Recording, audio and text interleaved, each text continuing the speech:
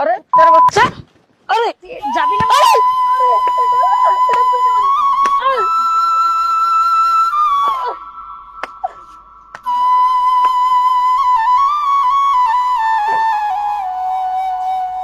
এগুলো কি আপনি আপনি আরে আরে এই, কি হয়েছে?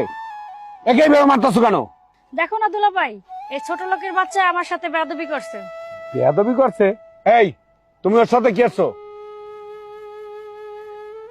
না স্যার, আমি কোনো বেয়াদবি করি নাই স্যার। দুলাভাই, তুমি ওকে থানায় নিয়ে চলো। আচ্ছা বলছি তো, প্রয়োজন বোধে থানায় নেব, কিন্তু তার আগে বল ও কি করছে? ও আমার সাথে বেয়াদবি করছে। এই, তুই কি ওর সাথে বেয়াদবি করছিস? স্যার, আমি কোনো বেয়াদবি করি নাই স্যার, আমি তার তেমন কিছুই করি নাই। হ্যাঁ, তুই কিছুই করছ না, তুই নাকামি করস।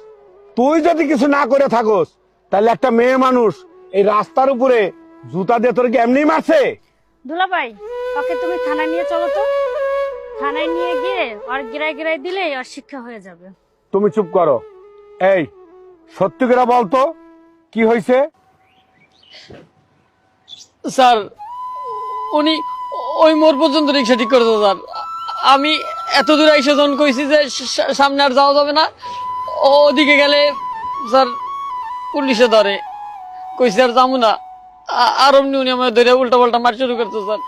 আচ্ছা, তুই না একটু যাইতি, কি হইতো? স্যার, মেইন রোডে উঠলে তো অটো রিক্সা আপনারা ধরে নিয়ে যান, এর লেগে যায়নি স্যার। আমি ওরে ভাড়া বাড়াই দিতে চাইছি, তোমার পরিচয় দিছি, তারপরেও আমার সাথে বেয়াদবি করছে। আল্লাহর কি স্যার, উনি আপনার পরিচয় দেয় নাই স্যার। উনি খালি কইছে ভাড়া বাড়াই দিব আর ওদিকে যাইতে স্যার। ওদিকে কেমনে যাবো? ওদিকে গেলে তো রিক্সা পুলিশে ধরে নিয়ে যায় স্যার। আর আপনার কথা স্যার কয় নাই, আমি কেমনে বুঝবো আপনি ওনার দুলাভাই? শুধু এই জন্যই তোরা মারছে? জি স্যার। দুলাভাই, ওর সাথে এত কথা বলতেছো কিসের জন্য? ওরে থানায় নিয়ে চলো তো।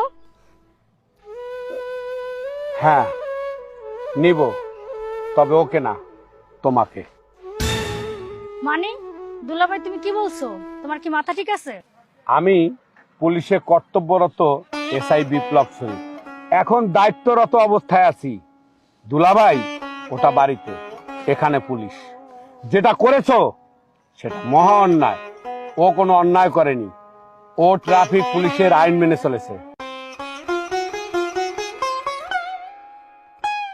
তাহলে এখন কি করতে হবে আমার? ওর কাছে ক্ষমা চেয়ে জরিমানা দিতে হবে।